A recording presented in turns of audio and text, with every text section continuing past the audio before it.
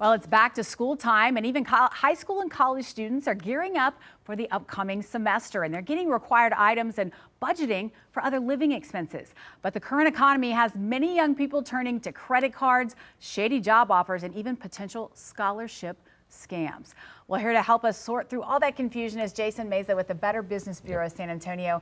Jason, thanks so much for being here this morning. Always a pleasure. Thank you, guys. Yeah, and you think college students are, their parents are helping them, but there's just so much to fall for. But why are these young people so much more vulnerable? We are getting bombarded, Vanessa. The reports are coming to us, and it's that every transition period in a lifetime. So it's moving to college, or getting your first credit card, or getting your first employment offer. Those transition periods, we see that spike, and especially in August, September, we've seen it. 18 to 24-year-olds are at the highest risk for employment and online purchase scams. Wow. They're losing money, and they're tethered to technology a lot of times, so it's easier to swipe and just buy or trust who's on the other side.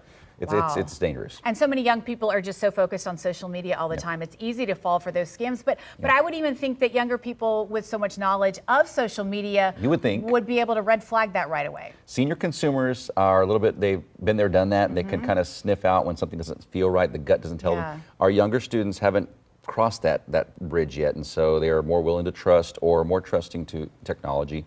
So they end up making a purchase, accepting a job offer that seems legit.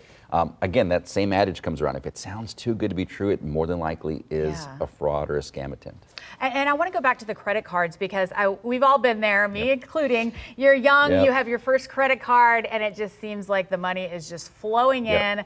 But not only a scam, but that can just become a problem, but especially if you get caught up with a scammer. That's right. So you're already facing college debt. The average student leaves college with about $30,000 in debt, and then you've got vehicles, you've got a credit card, so it's so easy to fall into the debt trap. But on the scam side, yes, they look great, they're appealing, they're what you need now, and they end up in your inbox or your social media feed. So it's very tempting for them to catch the bait and go with a great teaser rate, but then you end up, your digital money is more important than the money sitting in your wallet right now. That can go a lot further and do a lot more damage. That's scary true, right? Well, Jason, I'm a former high school counselor and teacher, so when my students were applying for scholarships, I always used to tell them, if you have to pay to apply for a scholarship, that might be a red flag, but a lot of kids are falling for this. There's fees involved in a lot of things, so we think, okay, that's probably something I need to pay up front, and there's the catch, there's the grab, something to pay up front, whether it's a tariff or whether it's a fee. But yes, there's a lot of free advice that you need to find it. You need to dig and research every offer that comes through because the help is there. Just don't accept that first offer that comes in the door. Yeah, and aside from scholarship scams, I mean, this is relevant for anyone, right? Not to fall for these things. What are some tips to avoid, to see those red flags, recognize it, and delete if you need to? This is for anybody. I mean, if it comes to you inbound, unsolicited, if you did not request it, you're probably in the crosshairs of a phishing attempt or a marketing message. But just weigh that very heavily. So if it's inbound, you didn't ask for the information, ears should be up. Research it. I mean, bounce it off of different profiles. You can go to bbb.org to check a profile of a business if it seems legit.